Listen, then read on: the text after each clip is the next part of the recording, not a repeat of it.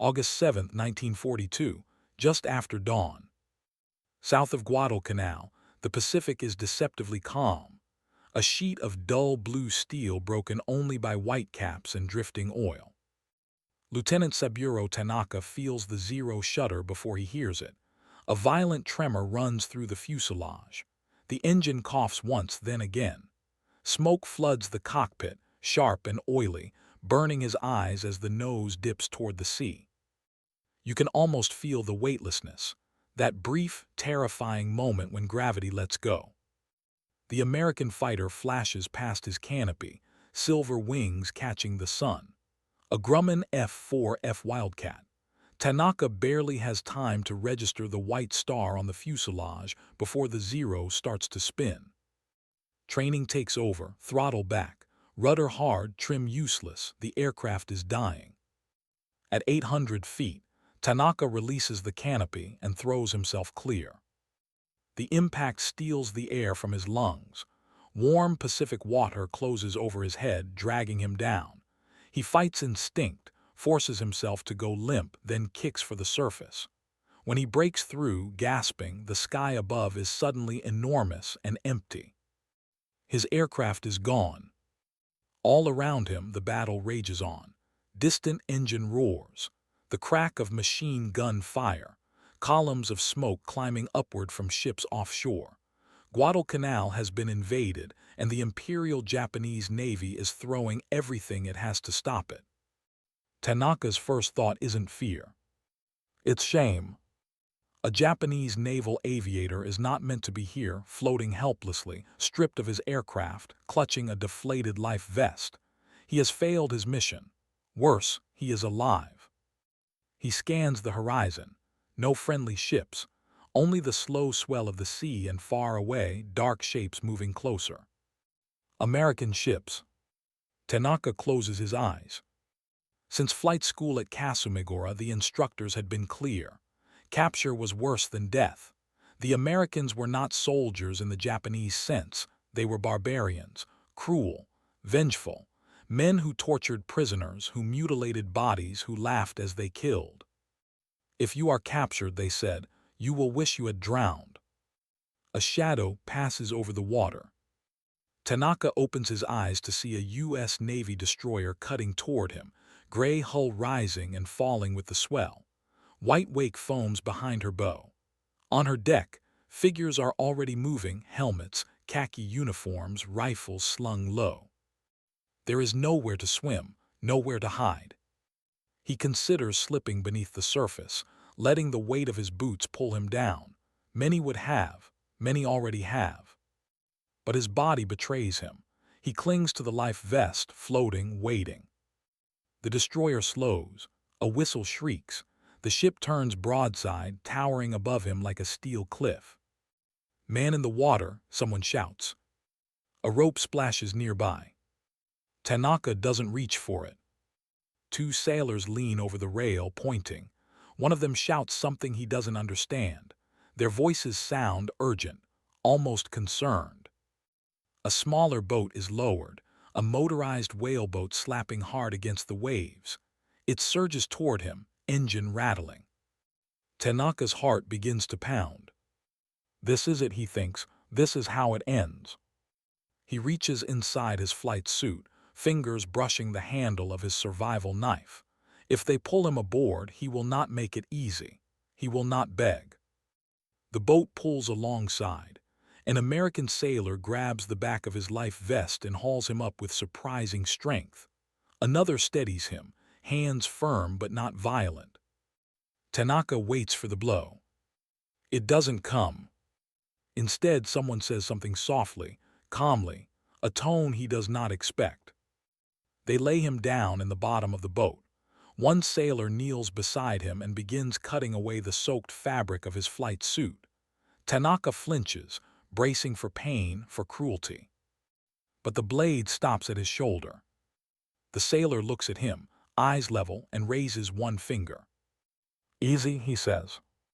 Tanaka doesn't understand the word, but he understands the gesture. A canteen appears at his lips. Cool water spills into his mouth. His throat burns as he swallows, coughing, sputtering. Why are they doing this? Back aboard the destroyer, Tanaka is lifted onto the deck. He expects fists, boots, shouting. Instead, he feels hands supporting his arms, guiding him forward. A naval corpsman is already waiting. The man kneels, opens a medical kit, and begins examining Tanaka's burns with clinical efficiency. He cleans the wounds, applies salve, wraps them carefully. No one strikes him. No one spits. Around him, the American sailors go on with their work, manning guns, hauling lines, shouting orders, but they glance at him with curiosity, not hatred. Tanaka lies there, staring up at the gray sky, his entire understanding of the enemy beginning to fracture. This is not what he was taught. And as the destroyer turns back toward the battle, carrying him deeper into enemy hands, a single terrifying question takes hold in his mind. They take his knife first. Not roughly, not ceremoniously, just a quiet hand reaching into his flight suit pocket, removing the blade, setting it aside as if it were any other piece of equipment. Tanaka watches every movement, muscles tense, waiting for the moment the mood changes. It never does. He is escorted below deck, down a narrow ladder into the destroyer's interior. The air is thick with oil, sweat, and hot metal. Pipes sweat along the bulkheads. The ship vibrates constantly, a low mechanical heartbeat beneath his feet. A sailor gestures for him to sit. Tanaka lowers himself onto a bench, back straight despite the pain flaring across his shoulders. He keeps his eyes forward. A Japanese officer does not slouch before the enemy. Across from him, two Americans sit down. One is a lieutenant, clean-shaven, sleeves rolled up. The other is older, wearing the Red Cross armband of a U.S. Navy pharmacist's mate. The medic finishes tightening the bandage around Tanaka's arm, then gives a small nod to the lieutenant. The officer smiles. It unsettles Tanaka more than a blow would have. The lieutenant speaks slowly, carefully, as if addressing a child. "You pilot." He makes a small flying motion with his hand. Tanaka hesitates. Every lecture from training floods back into his mind. Give name, rank, serial number, nothing more. Silence is strength. But something about the room, the lack of threat, the quiet professionalism makes the silence feel wrong, almost rude. He nods once. "Yes," he says softly, in English he barely trusts. "Pilot." The lieutenant's eyebrows rise slightly. He seems pleased. "Lieutenant," he replies, tapping his own chest. "U.S. Navy." No shouting, no accusations, no talk of Pearl Harbor or vengeance, just two men stating facts. A clipboard appears. The lieutenant asks questions. Where was he shot down? Was he alone? Is he injured anywhere else? He doesn't demand answers, he asks. When Tanaka pauses too long, the officer simply waits. The power dynamic is unmistakable. Tanaka is a prisoner, but the Americans do not press it. They let the silence do the work. Outside, the ship shudders as its guns fire again. The battle is still raging. Men are dying, and yet here below deck time seems to slow. The medic hands Tanaka a cigarette. Tanaka stares at it. A cigarette from the enemy. He takes it cautiously.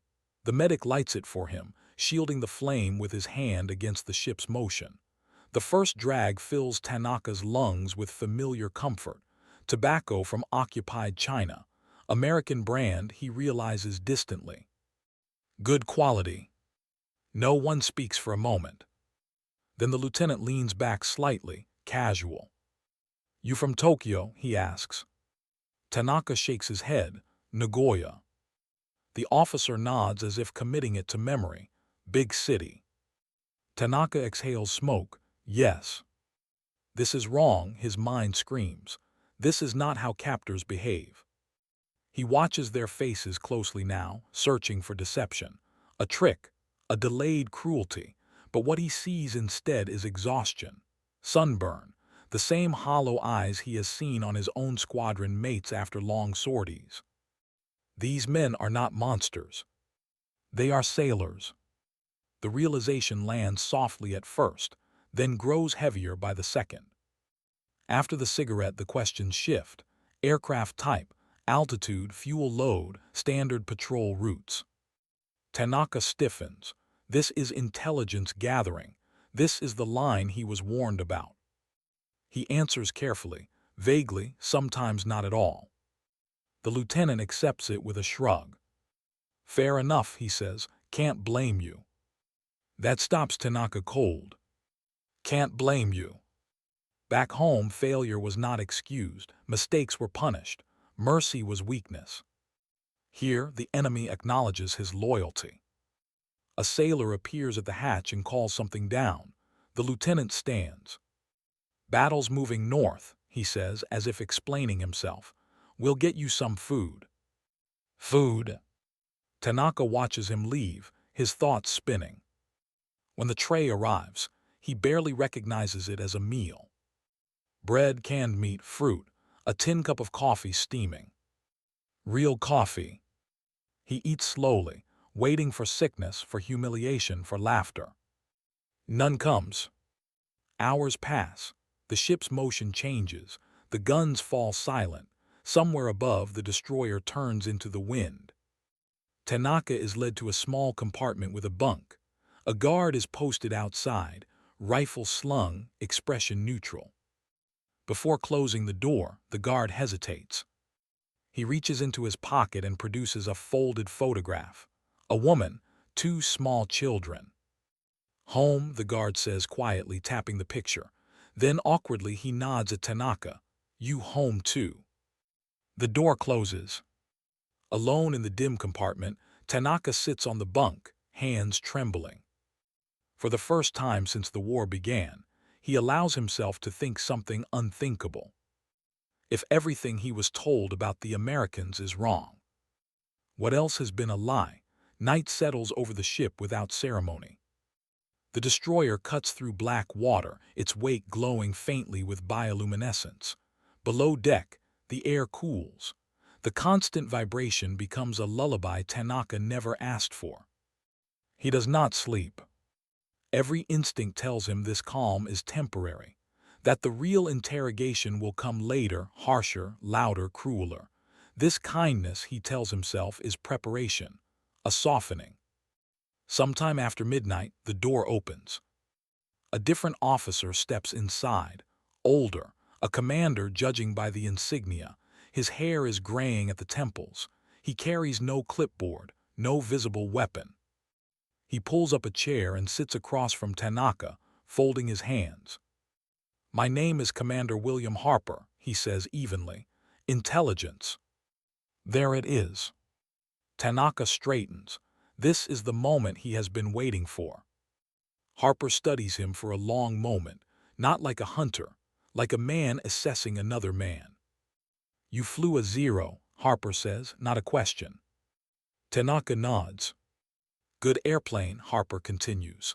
Light, long range, damn maneuverable. Tanaka's jaw tightens. Praise from the enemy feels dangerous. Harper leans forward slightly, but it burns easy. The words land like a physical blow. Tanaka says nothing. Harper doesn't press. He reaches into his jacket and removes a folded chart, a simple silhouette drawing of a Mitsubishi A6M. He places it between them. We've lost good pilots figuring this thing out, Harper says quietly. Too many. Tanaka feels his pulse quicken. This is not interrogation. This is confession. You know, Harper continues, some of our boys thought your pilots were supermen, that you didn't feel fear, didn't feel pain. He looks up, meets Tanaka's eyes. They were wrong. Something in Tanaka's chest loosens despite himself. Harper asks questions, but not the ones Tanaka expects. He asks about training, about flight hours, about what it feels like to fight when fuel is low and the sun is in your eyes.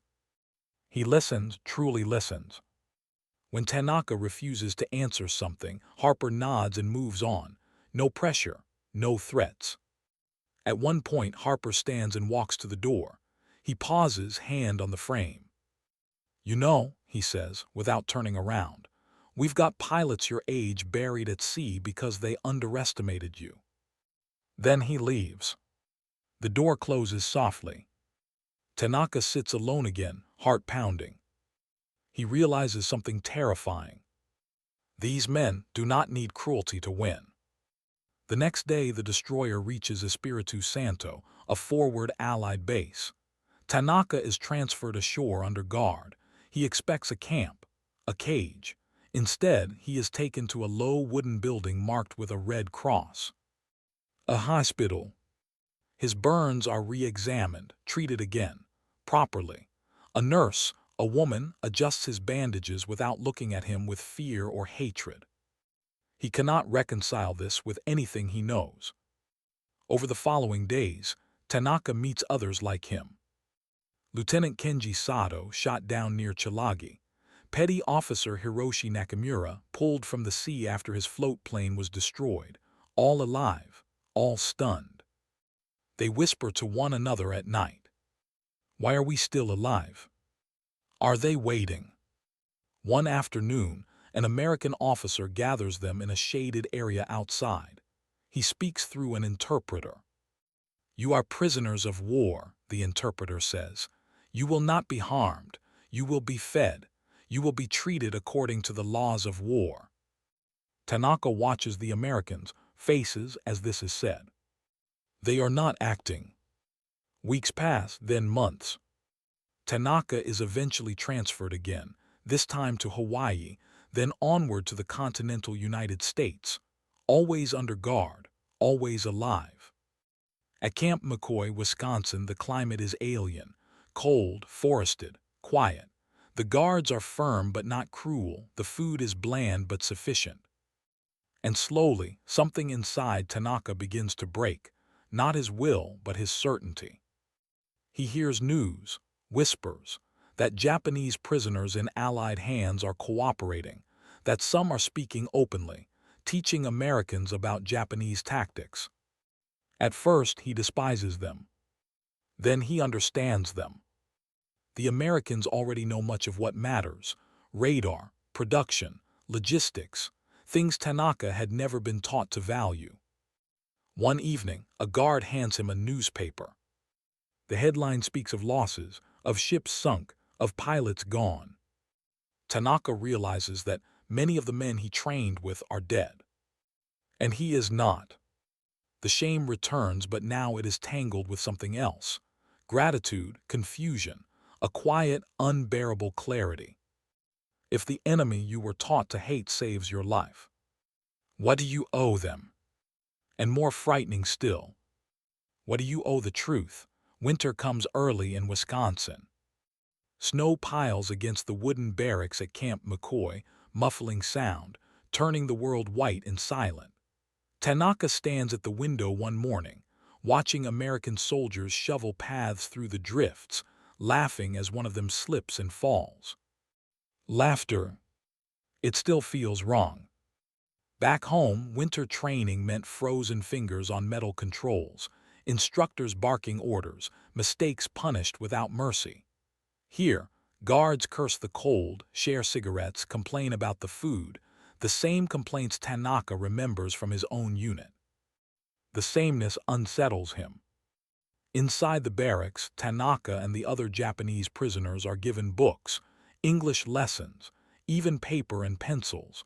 The Americans say it is to keep morale stable. Tanaka suspects something else: confidence. A nation that fears its prisoners does not educate them. One afternoon, an older American sergeant enters the barracks carrying a stack of mail. He calls out names, struggling with the pronunciation. When he reaches Tanaka, he hesitates. "Lieutenant Saburo Tanaka." Tanaka steps forward.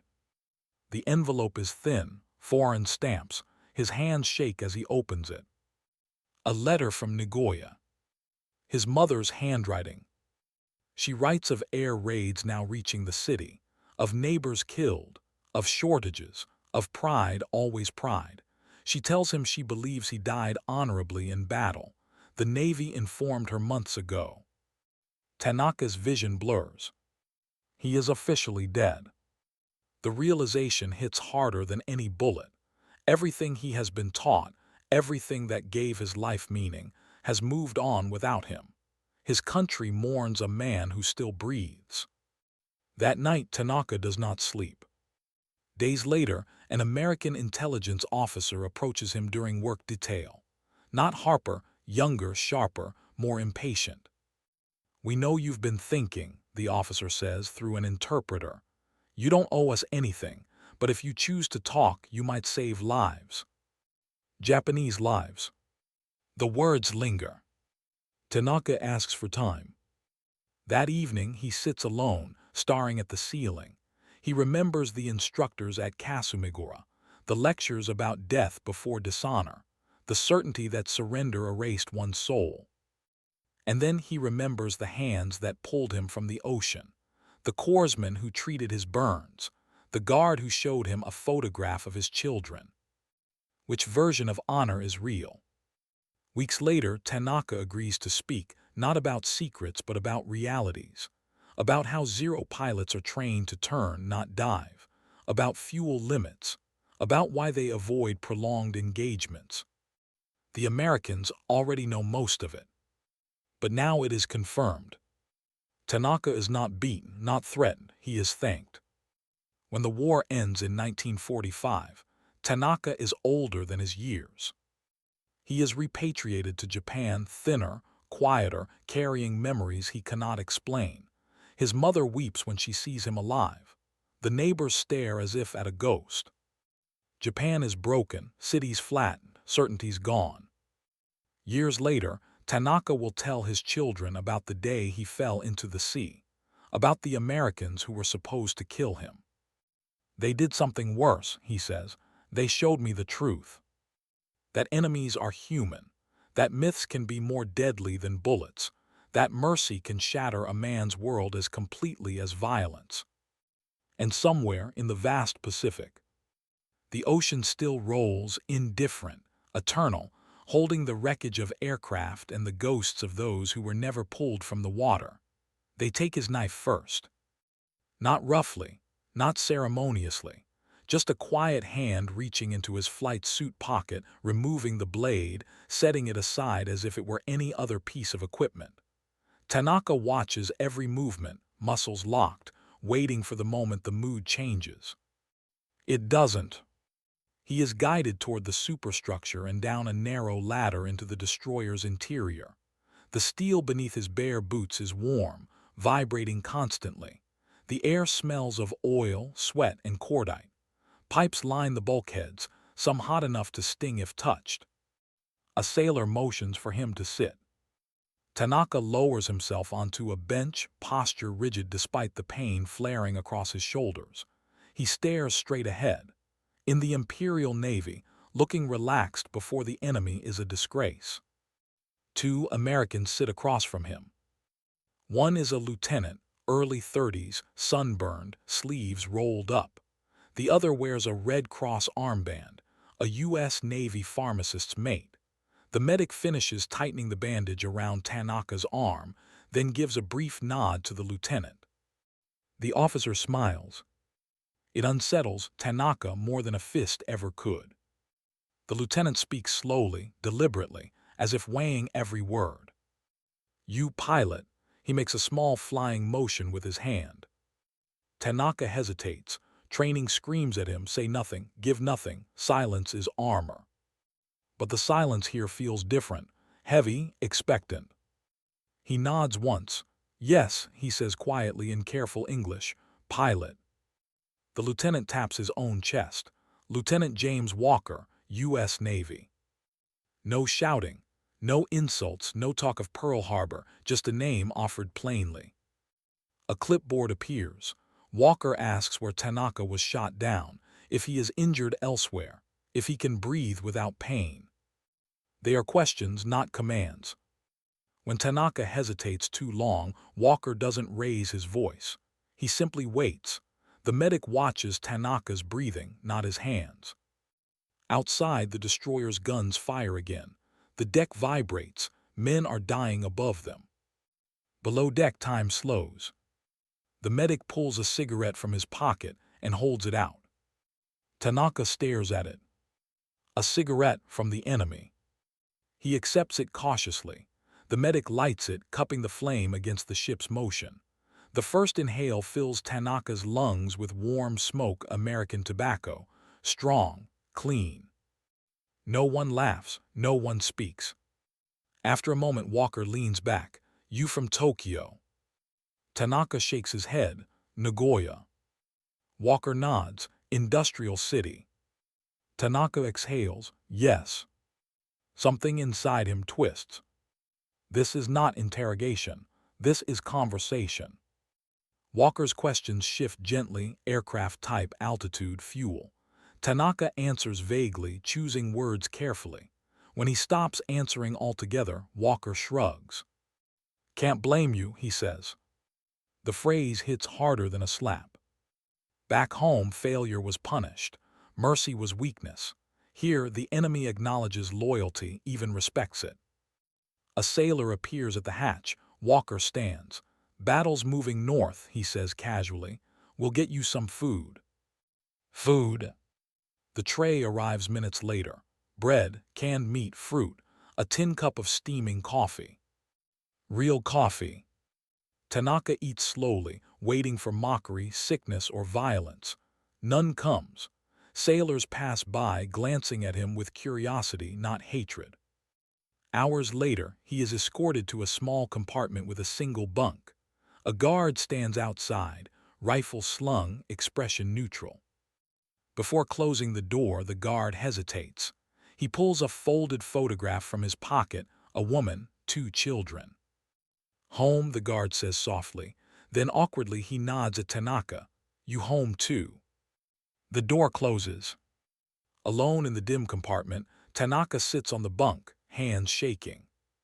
For the first time since the war began, a forbidden thought takes shape. If everything he was taught about the Americans is wrong, what else has been a lie? Night settles over the destroyer without ceremony. Above deck, the Pacific turns black, the stars smeared across the sky by the ship's motion. Below deck, the air cools. The constant vibration of engines becomes a low, steady pulse, a mechanical heartbeat that Tanaka cannot escape. He lies on the bunk, fully dressed, eyes open. This calm, he tells himself, is temporary. The kindness is calculated. Sooner or later, the real interrogation will begin: shouting, fists, humiliation.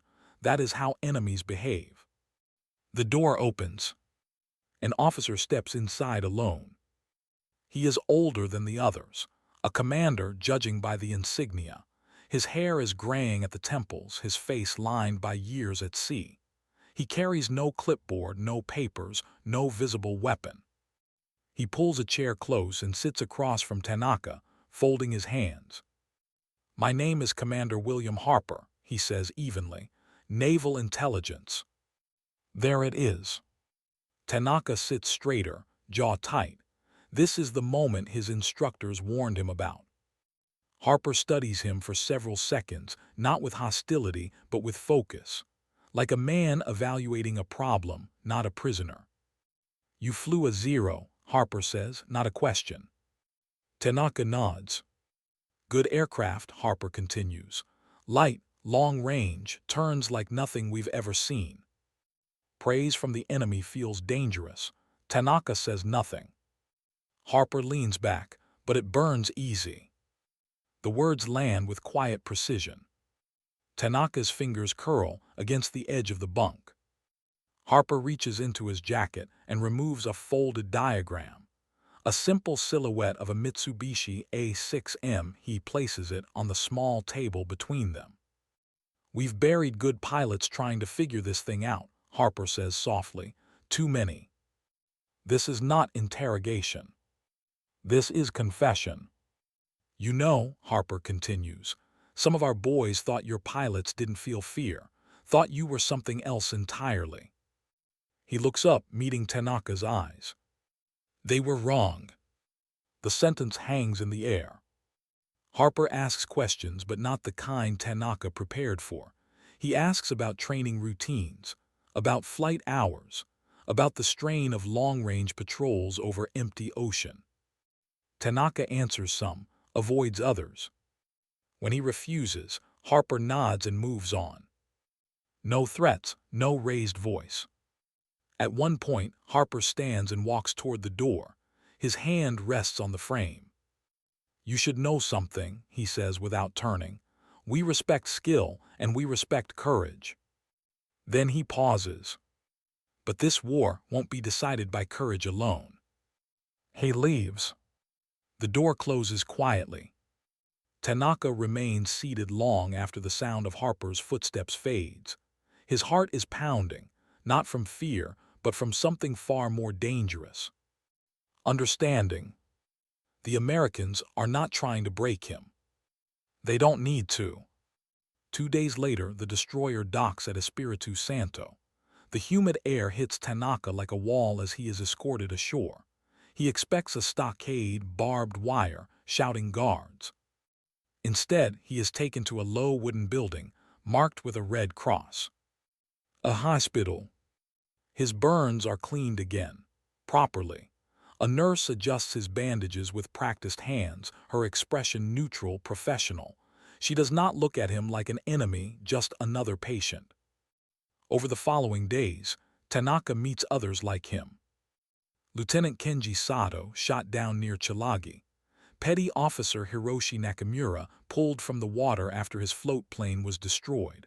All aviators, all alive. At night, they whisper to one another in low voices. Why haven't they killed us? Are they waiting? No one has an answer. One afternoon, an American officer addresses them through an interpreter beneath a canvas awning. "You are prisoners of war," the interpreter says. "You will not be harmed. You will be fed. You will be treated according to the laws of war." Tanaka watches the Americans' faces carefully. They are not acting. Weeks pass, then months. Transfers follow Hawaii, then the mainland, trains, camps, guards who enforce rules firmly but without cruelty. At Camp McCoy, Wisconsin, the air is cold and sharp. Pine forests surround the camp. Snow falls silently in winter. Tanaka receives a newspaper one evening. The headlines speak of ships sunk, squadrons lost, pilots gone. Many of the men he trained with are dead. He is not.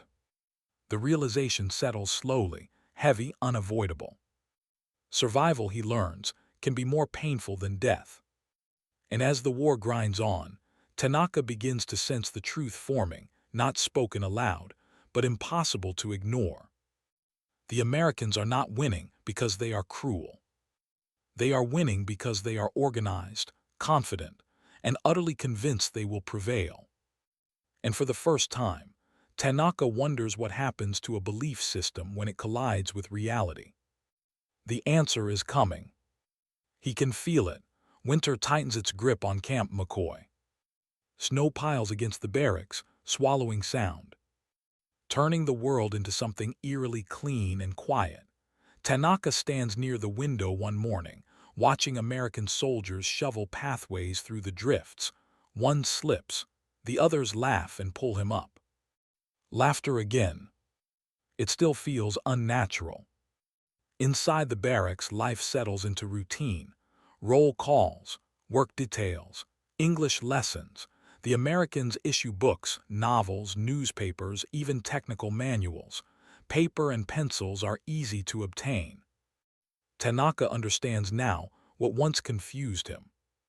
A nation that fears prisoners does not educate them.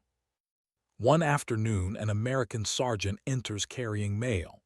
He struggles with the names, mangling syllables, apologizing each time. When he reaches Tanaka, he pauses. "Lieutenant Saburo Tanaka." Tanaka steps forward. The envelope is thin, foreign stamps. His hands tremble as he opens it. Nagoya. His mother's handwriting. She writes of shortages, of air raid sirens, of neighbors buried under rubble.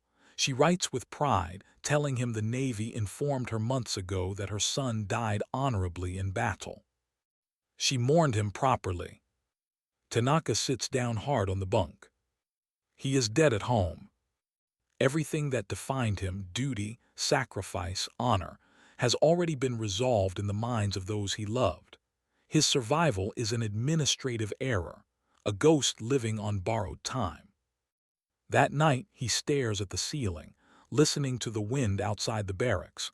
The doctrine he was raised on offers no guidance for this. Weeks later, an American intelligence officer approaches him quietly during work detail. No pressure, no threats. "You don't owe us anything," the officer says through an interpreter. "But if you choose to talk, you might save lives." Japanese lives. The words stay with him. Tanaka thinks of the pilots he trained beside, men who flew with bravery, precision, and blind faith. He thinks of how they were sent into battles already lost by logistics and industry long before the first shots were fired. He agrees to speak, not out of betrayal, but out of clarity. He explains how Zero pilots are trained to fight turning battles, not dives, why fuel limits force early disengagement, why Japanese doctrine values spirit over survivability. The Americans already know much of it, but now it is confirmed by someone who lived it. They thank him. No shouting, no triumph. Just acknowledgement. When the war ends in 1945, Tanaka is repatriated. Japan is unrecognizable. Cities flattened, rail lines twisted, familiar streets reduced to ash. The certainty that once governed every action is gone, burned away with the empire. His mother collapses when she sees him alive. Neighbors stare as if he has risen from the dead. Some look away, others whisper. Tanaka does not explain. How could he? Years later, he will tell his children one story, the only one that truly matters. About the day he fell from the sky into the Pacific, about the Americans who were supposed to kill him. "They did something worse," he says quietly. "They showed me the truth. That enemies can be human. That myths can destroy faster than bullets. That mercy can dismantle a lifetime of belief in a single moment." And somewhere far away, the Pacific Ocean continues to roll, vast, indifferent, holding the wreckage of aircraft, the bones of pilots, and the unanswered prayers of those who were never pulled from the water. End.